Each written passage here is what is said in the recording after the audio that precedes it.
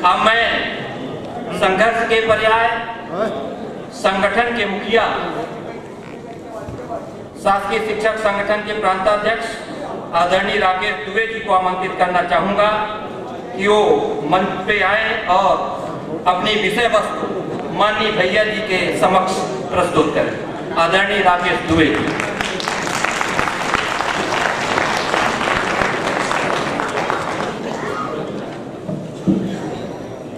मेरे साथ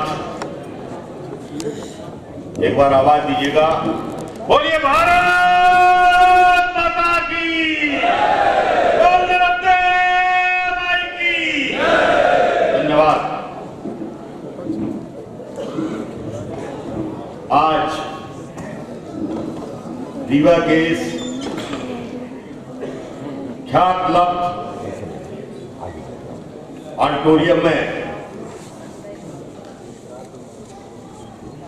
एक ऐसे विकास पुरुष जिसको कुछ समय बाद यदि रीवा का युग पुरुष भी माना जाए तो अतियुक्ति नहीं होगी, परम श्रद्धेय राजेंद्र शुक्ल जी, उप मुख्यमंत्री मध्य प्रदेश शासन के मुख्य आतिथ्य में आयोजित आयोजन में उपस्थित नगर निगम रीवा के अध्यक्ष सम्माननीय पांडे जी, सम्माननीय जिला शिक्षा अधिकारी महोदय, हमारे संगठन की नींव के पत्थर सम्माननीय सूर्यकांत जी द्विवेदी, कार्यक्रम के ऊर्जावान आयोजक भाई चंद्रोदय जी, ज्योत्सना सिंह जी, इनकी पूरी टीम, मेरे तमाम आसपास के जिलों से आए हुए जिला अध्यक्ष, प्रांतीय पदाधिकारी, मेरे तमाम साथी, कटनी से आए हुए मेरे सम्माननीय पूर्व डीपीसी श्री एनपी दुबे जी, भाई देवेंद्र तिवारी जी, संदीप भाई, हमारे सम्माननीय साथी सैगौरा जी और मेरे तमाम शिक्षक। मैं आप देख रहे हैं किसी प्रकार का कोई मांग पत्र पहली बार है कि प्रदेश के सबसे बड़े पदों में से एक संवैधानिक पद का मुखिया बैठा हो और हम कोई मांग पत्र नहीं दिए।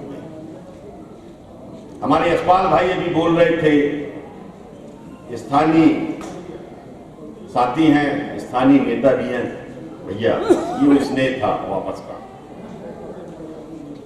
मांग पत्र इसलिए नहीं है क्योंकि कार्यक्रम का नाम ही सम्मान है। हमने सम्मानीय भैया का सम्मान किया, अपने संगठन के सम्मानीय नेता का सम्मान किया, और मैं भी सम्मान के दो शब्द बोलने के लिए आया। सम्मान के दो शब्द इसलिए बोलने के लिए आया हूं कि मेरे साथ मंच में बैठे हुए मेरे अग्रज बैठे हैं, ये कटनी के पूर्व डीपीसी रहे, ये 2010 में रीवा आए थे और अभी ये कुछ दिन पहले अपने एक पारिवारिक कार्यक्रम में आए। मैं बिल्कुल नहीं हिचकिचाऊंगा, इनने रात में मेरे को रीवा से फोन किया, बोले यार राकेश मैं तो रीवा में भटक गया। मैंने कहा आप तो रीवा पहले बहुत गए हो। बोले गया हूं, मैं 2010 के पहले गया हूं, यहां जहां जाता हूं वही इतनी बड़ी बड़ी बिल्डिंग खड़ी है कि हम तो वहां निकल गए हैं कि हम जहां जा रहे थे। मैं अपने लगभग हर कार्यक्रम में ये बात कहता हूं, रीवा तो पुरानी राजधानी है। मैं मां नर्मदा के तट से 90 किलोमीटर दूर कटनी से आया हूं, आप लोग मां गंगा के तट के पास वाले हो, पर हम कटनी के लोग भी इसको एक गांव मानते थे। मैं रास्ते में भी बता रहा था अपने सतना के साथ में कि हमारे परिवार के लोग मना कर देते थे यहां आने को शादी विवाह के संबंधों में, पर और ये राजनीतिक रूप से विकसित हमेशा रहा। तमाम यहां की हस्तियों ने राजनीतिक पहचान बनाई, राजनीतिक दल चाहे जो रहा हो, पर इसके विकास की जो पहचान बनी जोरदार तालियों के साथ आपका समर्थन चाहूंगा केवल इस विकास पुरुष के नेतृत्व में जो आज हमारे सामने मध्य प्रदेश शासन के उप मुख्यमंत्री के रूप में। भैया मुझे याद है चंद्रोदय के साथ जब हम लोग डाइट के एक ग्राउंड में कहीं कार्यक्रम कर रहे थे, मेरे को लगता है आप जो मुख्य अतिथि में शायद वो पहला कार्यक्रम था। हमको 2-3 चेहरे याद है, उनमें से ज्योत्सना जी, धर्मेंद्र, चंद्रोदय और भैया मुख्य अतिथि थे। बहुत छोटी सी जगह थी, गली कुलियों से निकालते हम लोगों ने गाड़ी खड़ी की थी। ये 7 या 8 का मामला है। आज उसी रीवा में हम जिस ऑडिटोरियम में आयोजन कर रहे हैं, उसकी गरिमा, उसकी क्षमता और उसका आकर्षण अपने आप में मध्य प्रदेश में मिलता है।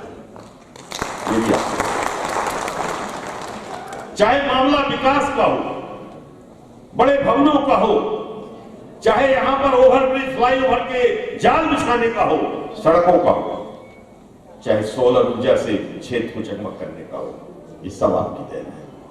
आपने केवल अपनी राजनीति का कैरियर नहीं चमकाया, आपने पूरे बिंदु को ऊर्जा दी है, आपने पूरे बिंदु को रोशनी दी है। इसके लिए हम किसी दल के नहीं, किसी विचारधारा के नहीं, बौद्धिक होने के कारण, क्योंकि हम शिक्षक हैं, जहां भी समाज में कमी होगी वहां पर उसकी आलोचना करना हमारा अधिकार है, पर जहां पर समाज में इस तरीके का विकास होगा तो उसकी भी बात को सार्वजनिक करना, उसमें साधुवाद देना, ये हमारा भी कर्तव्य है। मैं उस कर्तव्य की पूर्ति कर रहा हूं। और मैं आज किसी प्रकार की कोई यहां मांग की बात, मेरे साथी कटनी से आए हैं, जबलपुर से आए हैं, अनूपपुर से आए हैं, उनकी एक सोच होगी कि यदि राकेश में यहां है तो अपनी बात को रखेगा, मांग रखेगा। मैं क्षमा चाहता हूं, मैं कोई मांग नहीं करूंगा। पर एक चीज और आपको बता दूं, मैं कटनी से हूं, बार बार कर रहा हूं। जो कटनी है वो महाकौशल और बिंद के बीच के एरिया है, और हमने कहावतन का बड़ा महत्व है, और कहावतन का लोक व्यक्तियन के मर्यादा राखा हमारा कर्तव्य है। कहावत थी कि कोनो कुआं से खाली गगरी ले जा दोष कहावत है ना, केवल कुआं से, जहां समुद्र हो वो खाए से खाली जाए तो नेक करे के लाने भैया, कोई मांग नहीं, और नेक मर्यादन लोकोक्तियन के कहावतन के मर्यादा रखा। एक बाल्टी ढालूंगा और बाल्टी मेरी भैया केवल ये है, ये फिर करो मांग नहीं है। और एक चीज सुनिए, मांग मानी जाए या न मानी जाए, इसके लिए तो आपके ऑप्शन होते हैं देने वाले थे। हम मांगने गए, उसने कहा बाबा आगे बढ़ो, कोई जरूरी नहीं कि देगा। और जब अधिकार हमारा है कि हम एक बाल्टी पानी समुद्र से निकाल रहे हैं, अब देने वाले की मना करने की मर्यादा खत्म है, ये हम लेंगे ही। और इस समुद्र से केवल लोकोक्ति के लिए कि गाघर खाली न जाए, एक गाघर मांगता हूं कि भैया जो यहां शिक्षक बैठे हैं, ये मध्य प्रदेश के कई जिलों के हमारे पदाधिकारी हैं, 3 थे हम लोग, शिक्षाकर्मी, गुरुजी और संविदा शाला शिक्षक।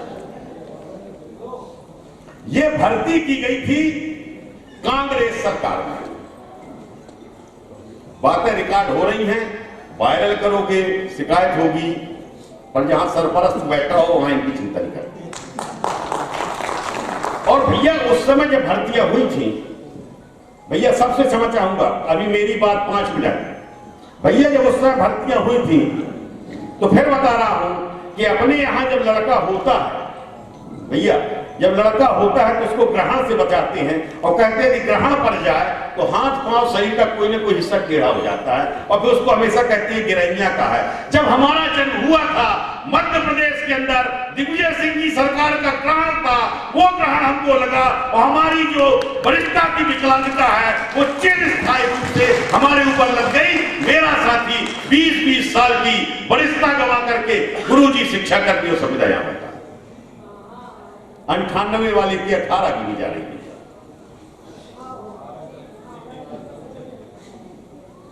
भैया आप विधायक रीवा के हैं, जब ये लोग बोलते हैं तो हमारे भैया लिखते भी हैं, बोलते भी हैं, पर वो केवल आप तब तक है भैया जब तक आप विधायक हैं।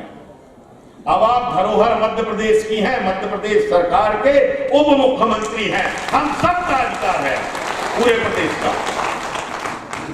और चूंकि आपने सदैव शिक्षकों को प्रोत्साहित किया है, शिक्षकों के मामलों में आपने हमेशा दखल दी है, अभी चाहे उस मझौली वाले ने बताया, हमारे अनूपपुर के साथी ने बताया, आपने हर जगह हाथ लगाया है।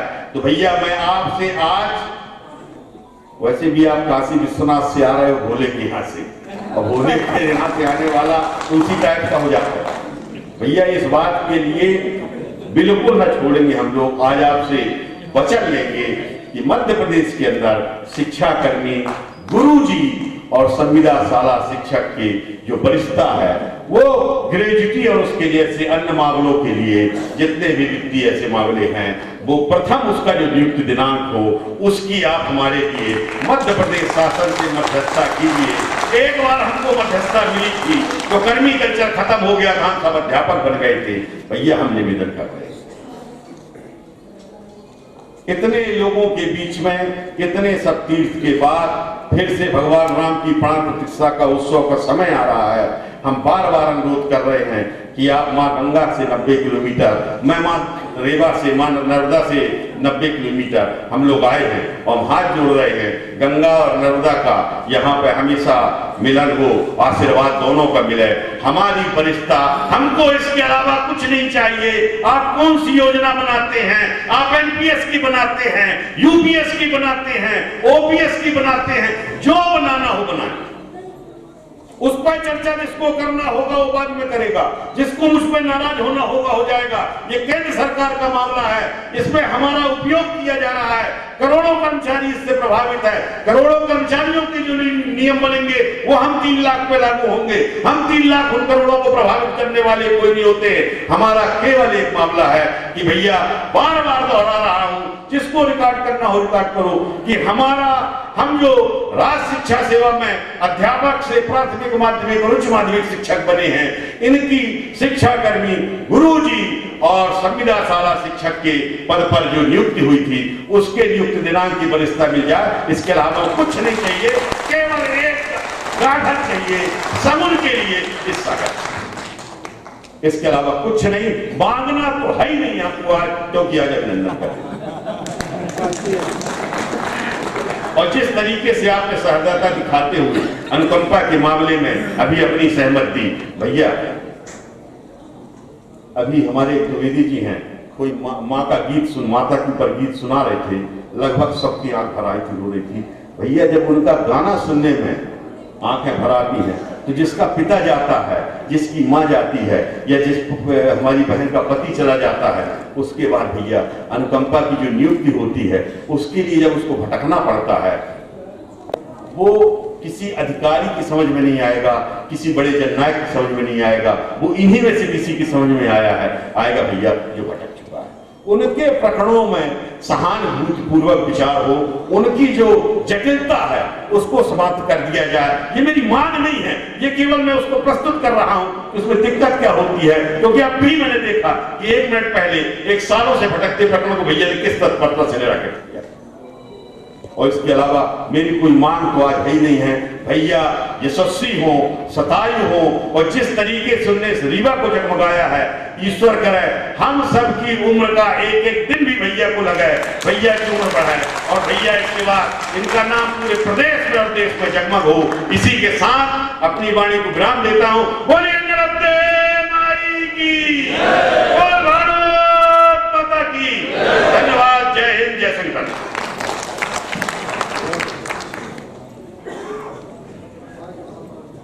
धन्यवाद आदरणीय।